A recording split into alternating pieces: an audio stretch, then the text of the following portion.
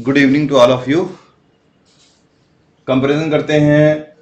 ये सेक्शन चल रहा है एनसीईआरटी बोर्ड लेवल और इसमें कंपैरिजन करते हैं SN1 एंड SN2 रिएक्शंस। हम कंपैरिजन कर रहे हैं। पहले से आपने SN1 और SN2 रिएक्शंस पढ़ रखी हैं, आपको जानकारी है चीज़ों की। हम सिर्फ कंपैरिजन करके बता रहे हैं कब आपके SN1 और कब SN2 डोमिनेटिंग होगी। किसी भी रिएक्शन में, किसी भी कंडीशन में SN1 और SN2 दोनों ही हो रही हैं, परंतु एक की परसेंटेज दूसरे की परसेंटेज के एग्जैक्टली इक्वल 50% नहीं हो सकती। कभी SN1 ज़्यादा होगी और कभी SN2 ज़्यादा होगी।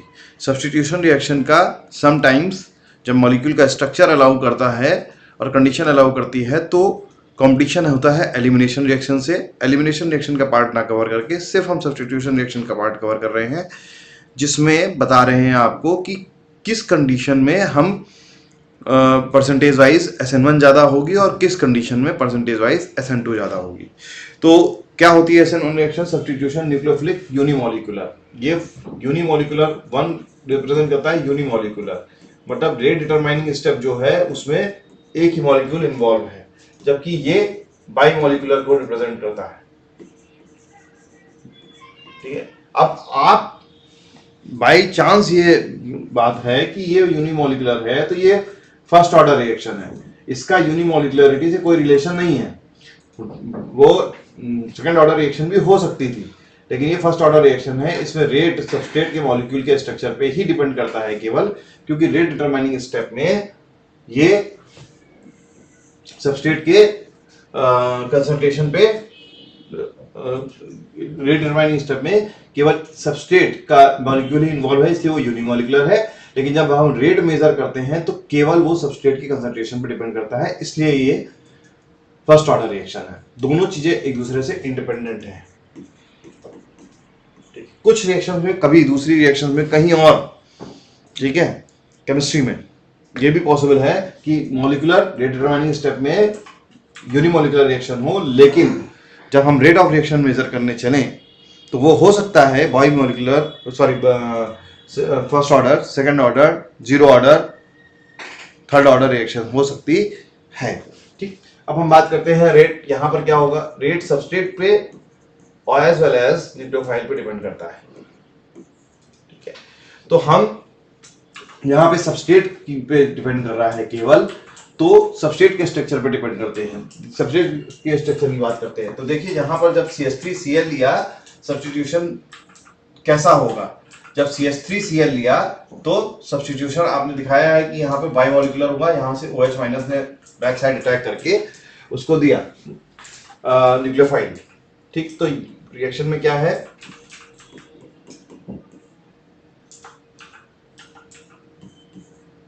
ये बाहर निकल के जाना है और कोई न्यूक्लियोफाइल बैक साइड अटैक करके आना है। तो जब बैक साइड अटैक करके आना है तो वो सबसे कम हिंडर्ड होना चाहिए। जो बैक साइड अटैक की लोकेशन सबसे कम हिंडर्ड होना चाहिए, क्योंकि एक तो ओरिएंटेशन उसको फेस करना पड़ रहा है मॉलिक्यूल को कि बैक साइड अटैक से ही होगा, तो रेट ऑफ रिएक्शन ऑलरेडी कम होगा। और जब ओरिएंटेशन फेस करना पड़ रहा है तो बैक साइड अटैक से हिंड्रेंस भी कम होना चाहिए। तो यहां पे क्या होगा? स्टेरिक हिंड्रेंस लेस होना चाहिए। इसमें इंटरमीडिएट कैसा बन रहा है? जब बैक साइड से अटैक करता है तो ये इस तरह से इंटरमीडिएट बन रहा है।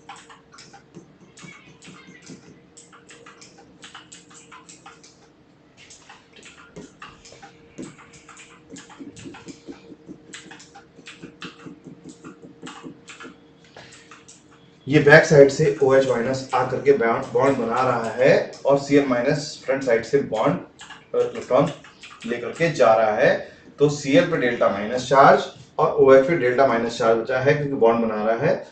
प्लस यहां पर एक ग्रुप लगा हुआ है, मैं ग्रुप को ग्रुप 1, ग्रुप 2 और ग्रुप 3 के नाम से उसका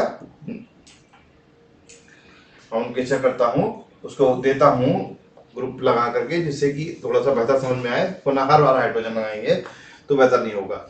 और इस पे टोटल ओवरऑल कितना नेगेटिव चार्ज आएगा? न्यूक्लियोफाइल का एक नेगेटिव चार्ज है, Cl अभी नहीं गया है तो एक टोटल नेगेटिव चार्ज आएगा। इस तरह से ये इंटरमीडिएट बनाएंगे, डिटेलिंग इसकी ये है।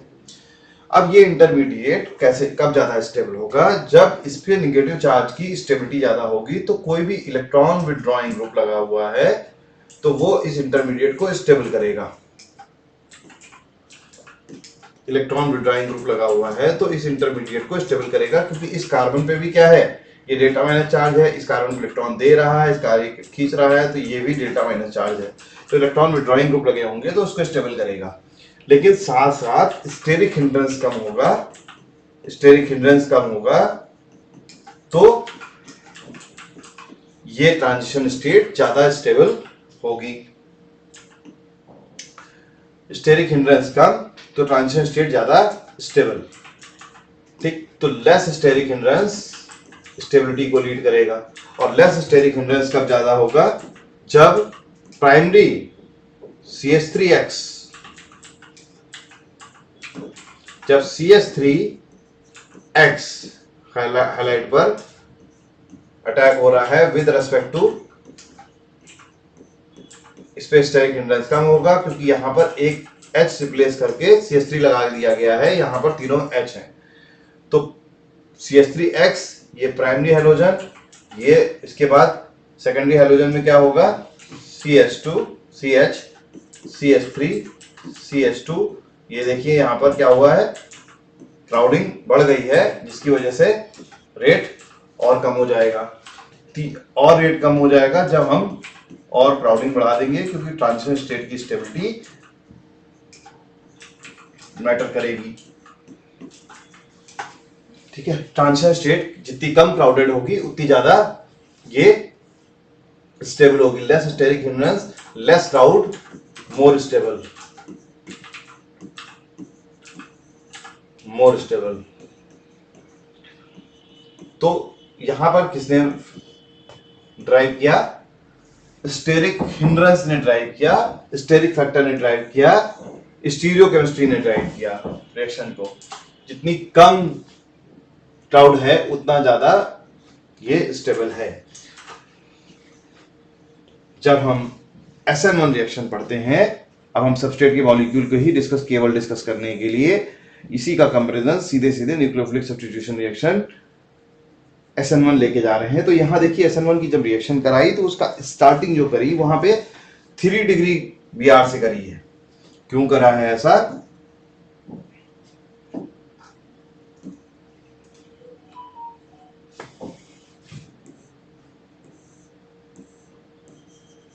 डिग्री Br है, ये बॉन्ड ब्रेक करेगा, रेट स्लोएस्ट स्टेप में बॉन्ड ब्रेक करके ये जा रहा है और ये कार्बोकैटायन बना रहा है। यहां पे इस कार्बन का हाइब्रिडाइजेशन sp2 है और यहां पर एक वैकेंट p ऑर्बिटल है, जिसकी वजह से इसका स्ट्रक्चर किस तरह से हो जाएगा,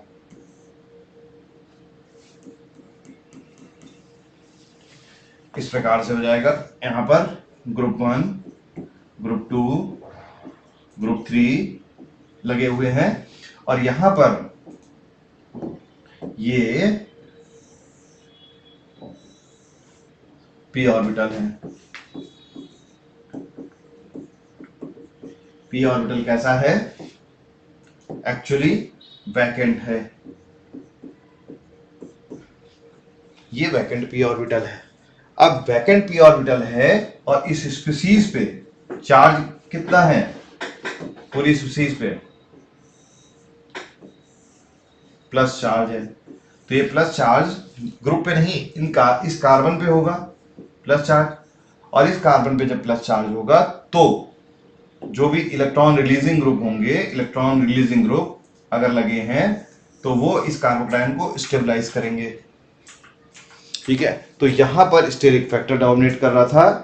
स्टेरिक फैक्टर के अकॉर्डिंग स्टेबिलिटी देखी थी प्राइमरी, सेकेंडरी और टर्सरी गिनते समय।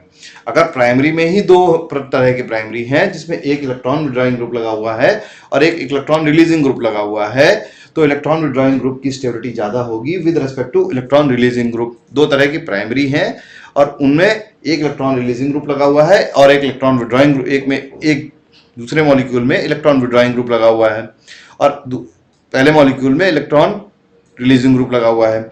मतलब यहां पर कहना क्या चाहते हैं, शायद सही नहीं आ रहा है सीक्वेंस। तो एक मॉलिक्यूल में हमने इलेक्ट्रॉन विड्रॉइंग ग्रुप लगाया और दूसरे मॉलिक्यूल में हमने इलेक्ट्रॉन रिलीजिंग ग्रुप लगाया। तो electron withdrawing group minus charge को स्टेबलाइज करेगा, इसलिए यहां पर इस ट्रांजिशन स्टेट, इस इंटरमीडिएट की स्टेबिलिटी बढ़ेगी इलेक्ट्रॉन विड्रॉइंग ग्रुप की प्रेजेंस में, इसलिए रेट ऑफ रिएक्शन बढ़ जाएगा क्योंकि एक्टिवेशन एनर्जी कम हो जाएगी।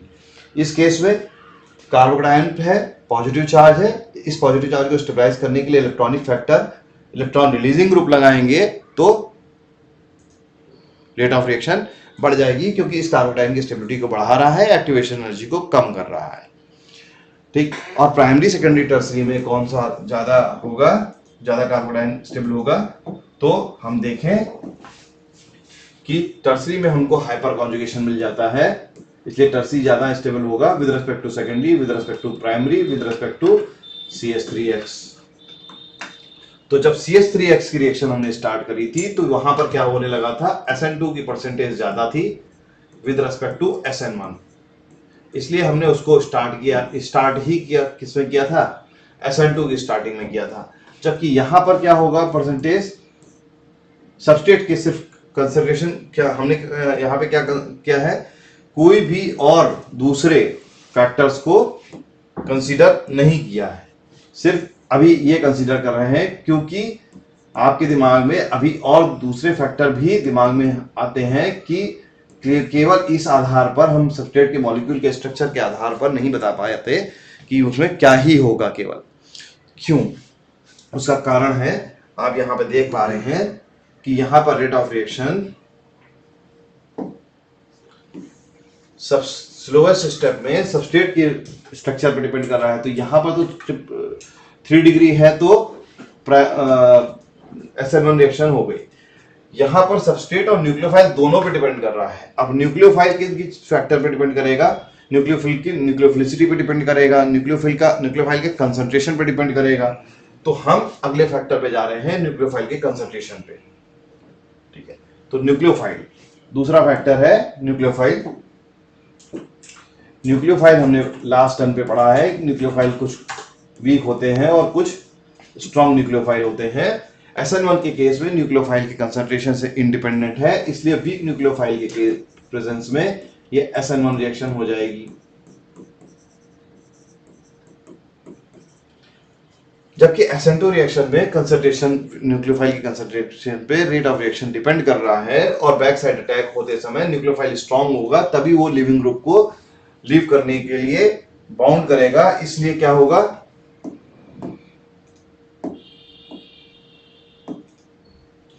यहां पर देखिए जिस समय वो बैक साइड से अटैक कर रहा है उसी टाइम पे Cl- को निकालने के लिए बाध्य कर रहा है, इसलिए न्यूक्लियोफाइल कैसा चाहिए, स्ट्रॉन्ग चाहिए।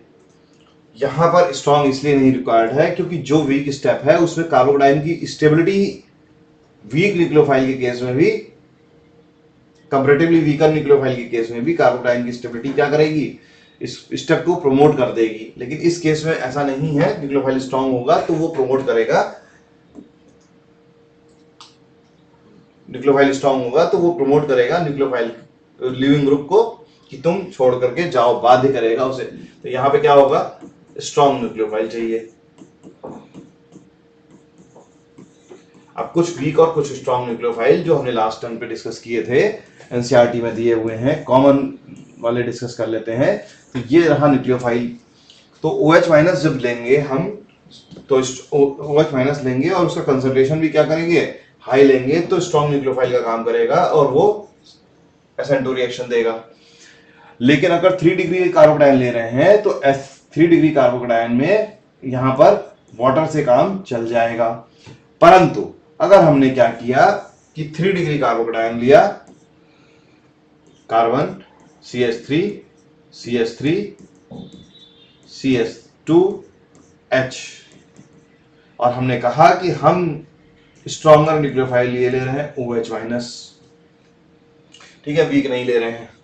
ठीक है, तो क्या रिएक्शन नहीं होगी, रिएक्शन होगी, बिल्कुल होगी। यहां पर लिविंग ग्रुप छोड़ करके जा रहा है Br, ठीक, यहां पर ये Br छोड़ कर जा रहा है, इस पे डेल्टा प्लस चार्ज आ रहा है, OH- बेस का काम करेगा, H+ को इलेक्ट्रॉन देगा, ये यहाँ पर माइनस आई इफेक्ट की वजह से इलेक्ट्रॉन खींच रहे हैं, यहाँ पे डेल्टा प्लस चार्ज आया Br की वजह से, यहाँ पे डेल्टा प्लस चार्ज आया और हाइड्रोजन पे delta delta delta plus charge आया और इसने क्या किया, OH माइनस इलेक्ट्रॉन ले लिए और इस तरह से ये रिएक्शन डिफरेंट डायरेक्शन में प्रोसीड कर गई और यहाँ पर डबल बॉन्ड बना करके ये प्रोडक्ट बन जाएगा। ठीक है, और ये क्या है, एल्कीन, और प्रोडक्ट क्या बन गया, एलिमिनेशन प्रोडक्ट। और हमारा ऑब्जेक्टिव क्या था, रिएक्शन का ऑब्जेक्टिव सब्स्टिट्यूशन प्रोडक्ट बनाने का था, इसलिए हमने न्यूक्लियोफाइल वीक ही लेंगे, स्ट्रॉन्ग लेंगे तो 3 डिग्री में एलिमिनेशन की तरफ रिएक्शन प्रोसीड कर जाएगी। हीट, ऑफ कोर्स की हीट वहां पर रिक्वायर्ड होती है, जब हम एलिमिनेशन करते हैं तो हीट एलिमिनेशन की परसेंटेज को और बढ़ा देगी।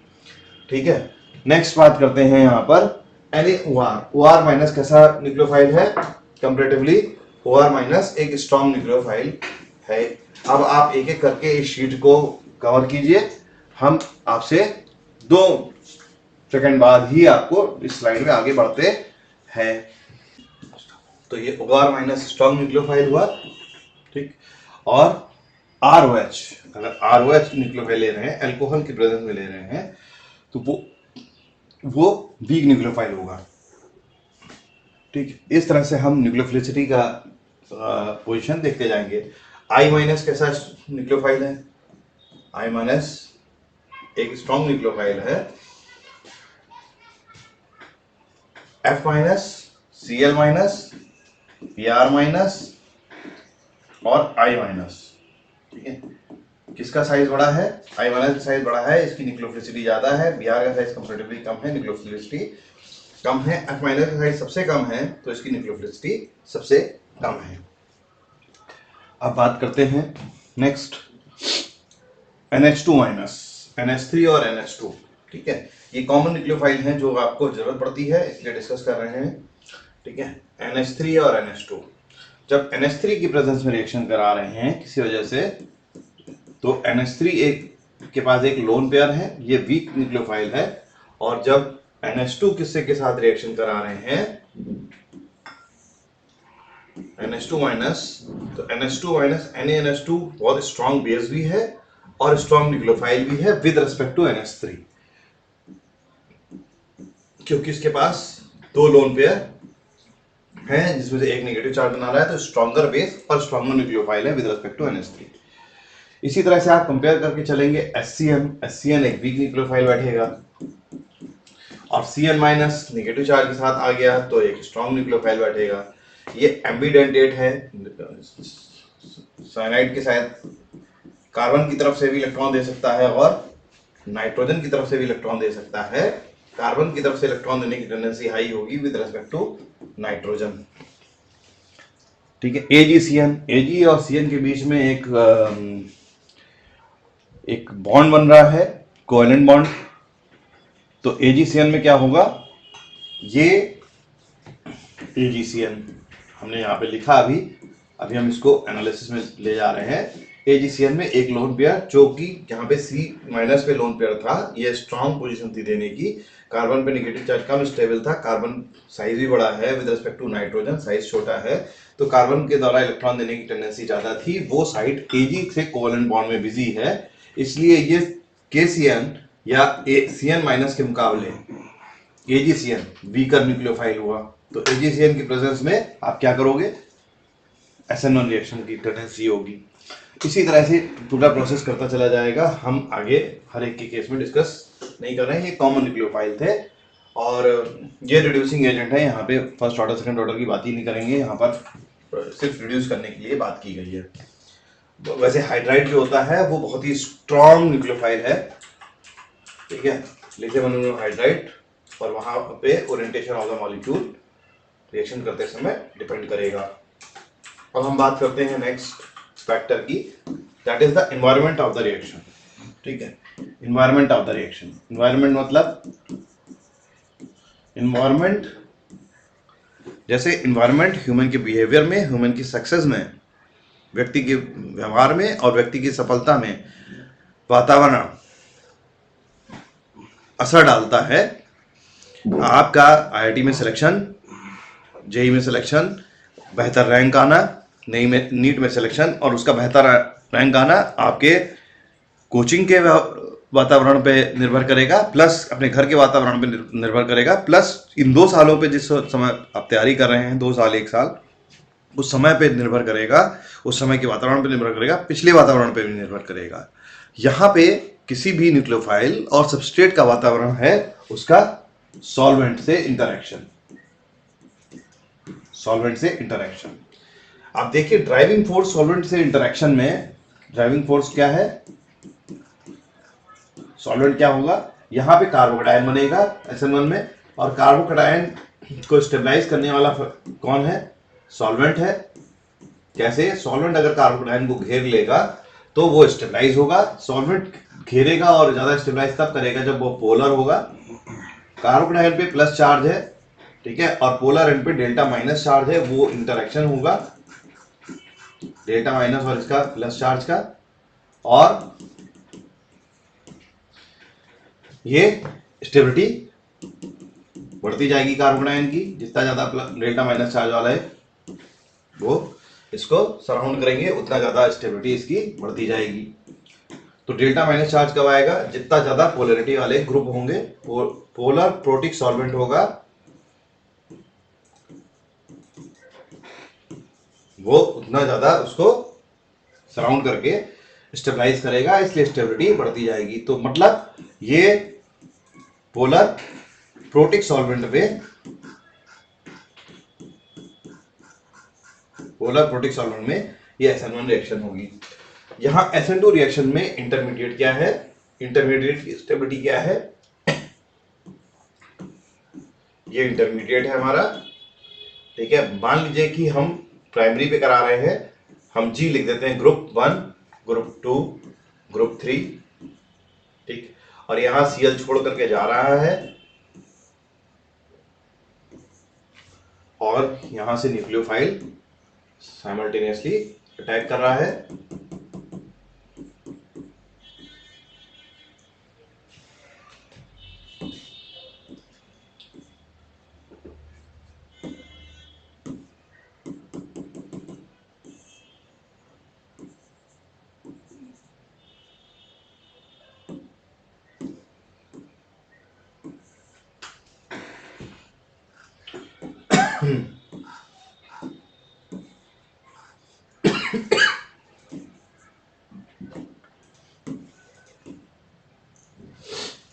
तो ये ट्रांजिशन स्टेट है, नेगेटिव चार्ज यहां पर है, डेल्टा माइनस चार्ज यहां पर है, डेल्टा माइनस चार्ज यहां पर है, डेल्टा माइनस चार्ज यहां पर भी इस कार्बन पे भी है।